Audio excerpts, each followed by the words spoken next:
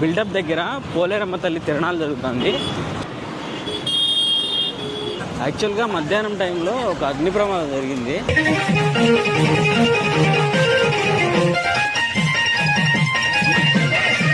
చాలా పెద్ద ప్రమాదమే జరిగింది మొత్తానికి. ఇప్పుడైతే ఓకే, అంతా సెట్ అయింది, నార్మల్.